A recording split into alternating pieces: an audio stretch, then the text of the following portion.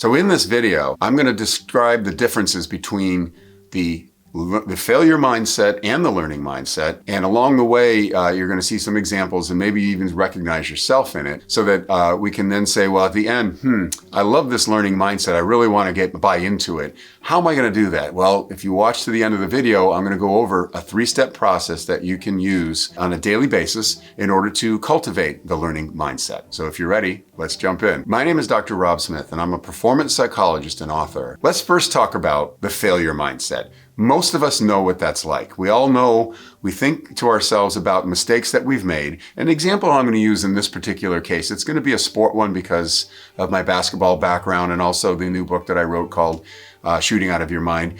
This is covered in the book. But the example I'm going to make is that here's a player who shoots a shot and throws a complete air ball. And of course the crowd, they can't help but laugh and chant air ball, especially the opponents. It can be a somewhat embarrassing thing to happen. But locked into the failure mindset, the first thing that comes to your mind when you're in that failure mindset is how upset you are. And you feel embarrassed. You feel helpless because you can't unshot, you can't redo the shot, and it's happened and everybody saw it. But also you start beating yourself up. A lot of self-punishment. And then of course, along with that is maybe a fear that maybe coach is going to yank you from the game or that you're not going to get as much playing time. So you start kind of fast forwarding and do some doom casting and thinking about, oh boy, this isn't going to be good for me, or maybe it's not going to be a good night. Maybe I shouldn't shoot again. Again, that's a terrible mindset to have. And the really good shooters, they just trust their shot and eventually it starts to drop. I think the important thing to recognize in this is that you're now busy punishing yourself. It's just infused with judgment and punishment. And because you're busy punishing yourself so badly, it also instills a fear of having it happen again. So you're afraid that if you go to take that second shot, you're going to throw another brick up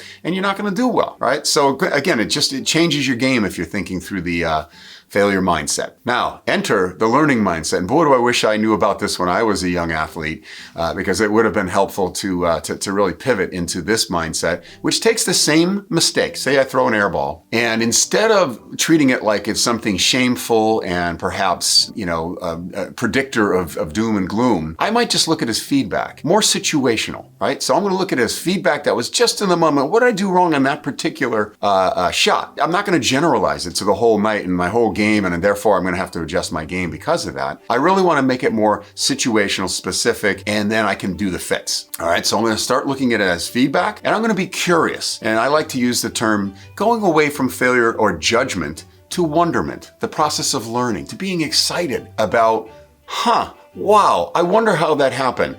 And what can I learn from it? Now that's a whole different internal dialogue with yourself versus, darn, I can't believe I did that. Oh, coach is going to be mad, or I let my team down, or any of that stuff, because that's just negative and it's just punishing. So this is a lot more encouraging and a lot more respectful of yourself. So you want to get into that because now once you've started to problem solve and you figure out, well, what I did was I hadn't shot a shot yet. I should have maybe taken a couple layups before I released that shot, or a little bit too deep in the game or whatever. So you might want to think about making the adjustment for following through or just practicing it on the sidelines a little bit, just going through the motion so that way you can remind yourself, oh yeah, I got this. I know how to do this. And that's how you shift into the learning mindset as you start looking at the feedback as a tool that then inspires you to work harder. And then of course that makes you better. So I promised at the beginning of this video that I would cover a 3-step process because you might want to say, geez, I buy it, Dr. Rob. I really get it. I don't want to do the failure mindset anymore. It's too painful. I'm tired of punishing myself. I want to learn this learning mindset, but I'm so used to, my brain is so wired toward beating myself up and judging myself. How do I rewire my brain to be more productive and more respectful of myself, even though I may not be pleased with my performance at the moment? There's a 3-step process. It's going to be 3 questions you want to answer, and you can write this down in a performance journal if you like, or any kind of notebook, someplace that you can refer back to. And there are 3 questions you want to answer. One is, can you name 5 things that went well and why? That's the first step. You want to list a bunch of stuff that went well because by and large, even if you've had a couple of bad moments in a game, there are probably lots of examples in that game where you actually played pretty well. You did some good things. Maybe you set some good screens, you got some rebounds, you talked up your teammates, something like that. So you got to write about that. And you got to make sure that you say that's important because The reason is this, like I was supportive of my teammate because it made me remember that we're a group of we, it's not just me. So after I'm done writing those 5 good things, I'm kind of refilling my bucket. I'm feeling better about myself already because I'm reminded of the things that I did well. Now I'm going to jump into not what went poorly, but what needs to get better. And it's a subtle change in the wording because I think instead of dwelling on something that happened in the past that I really can't do anything about, I want to frame it in terms of going forward, what needs to get better.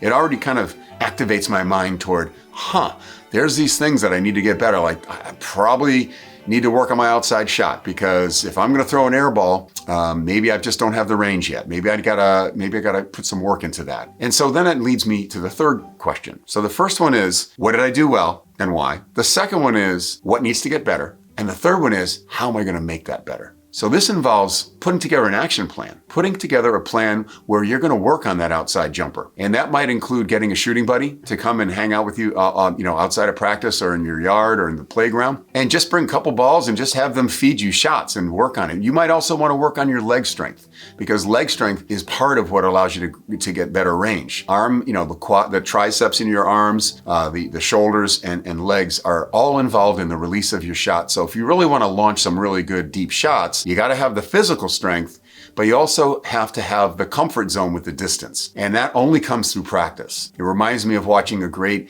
demonstration in sports science where they showed Klay Thompson, the great NBA shooter, shooting 3-pointers, and he hits 8 out of 10. He hits 8 out of 10. And what they did in this video, they were demonstrating something very interesting. They said, all right, and we're going to have you shoot 10 more 3-pointers. It's from 25 feet away from the hoop. We're going to have you shoot 10 of them. And they turned off the lights as he was shooting. So that means they took away the target as he was releasing the ball, which would be very upsetting and very disconcerting, right?